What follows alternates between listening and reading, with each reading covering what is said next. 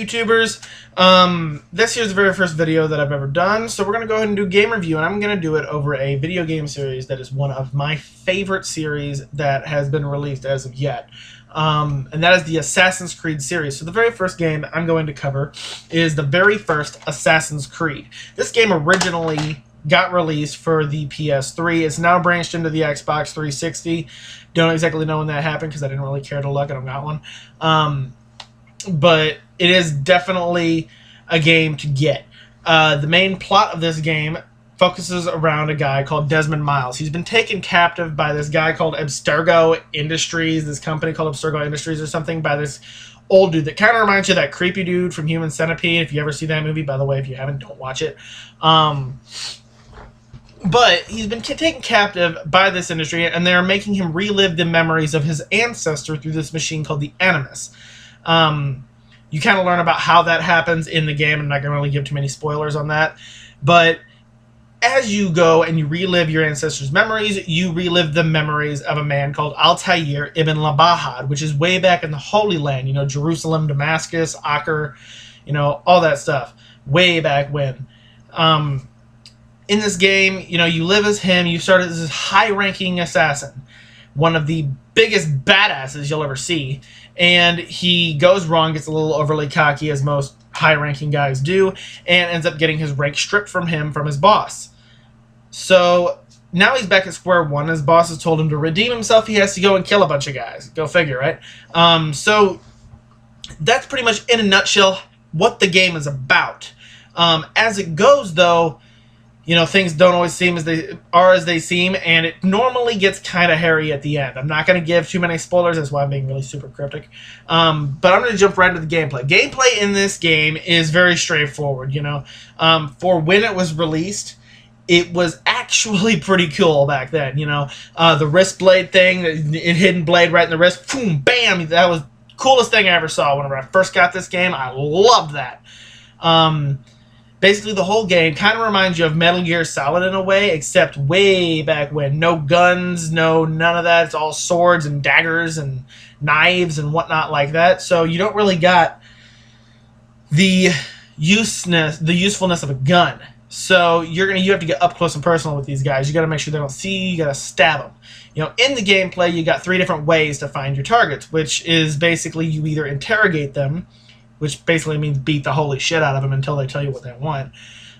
You can pickpocket them to find information. You can go and assassinate targets for other assassins. You can hunt down flags for other assassins.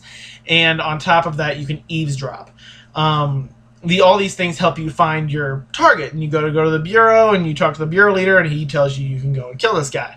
That's about the gist of the entire game. Is just doing those things over and over again. It gives you this feel of an open world thing, but it's really not all that open. As you get to cities, you know, depending on what memory sequence you're on, which is basically what part of the game you're in, determines what part of the city you can go to. Like, you can't go to this part of the city before you complete this mission, which is pretty normal in games nowadays, but let's be honest, you know, you get in there, you see this humongous city, and it kind of bums you out whenever you're like, I'm going to go explore. Oh, snap, big white wall, can't do it. Oh, fuck. So, you know, that kind of sucks there. But really, the whole game is just that repetitive. The most unique part of the entire game is the storyline. You know, the storyline is very intriguing. I love how it is, you know.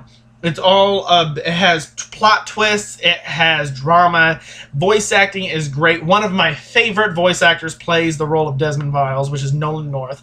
If you don't know what games he's out of, you know, he did the Assassin's Creed series, he did the Uncharted series. If you played The Last of Us, he did the voice of the creepy dude that tried to rape Ellie in The Last of Us. You know, he is a superb voice actor, and I love his work, so that was a big draw for me.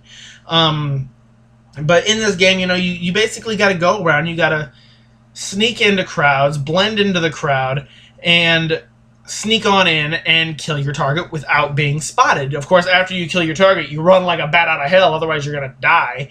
But to be completely honest, in the game, it's really hard to die in that game, and it really takes the fun out of it for me.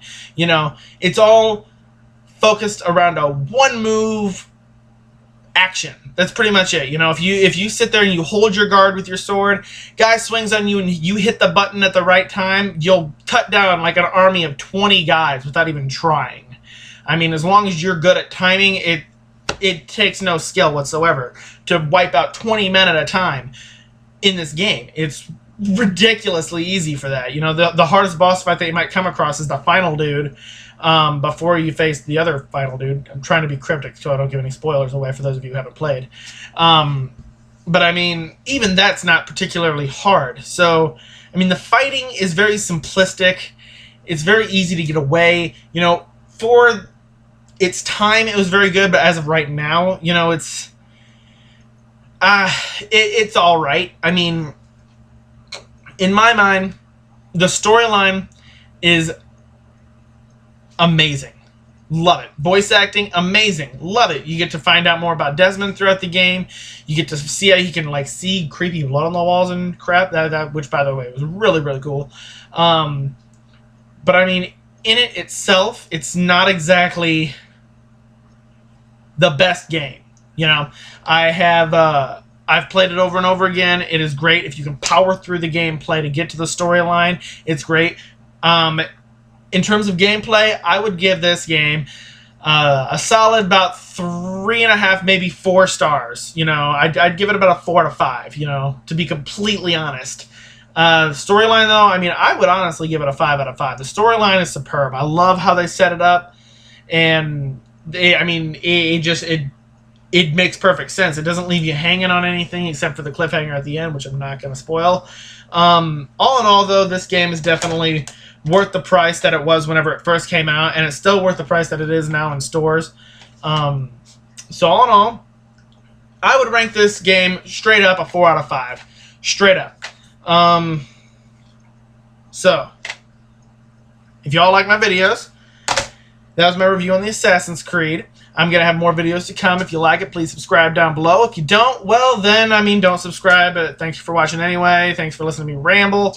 Feel free to leave your comments below, and we'll see you next time.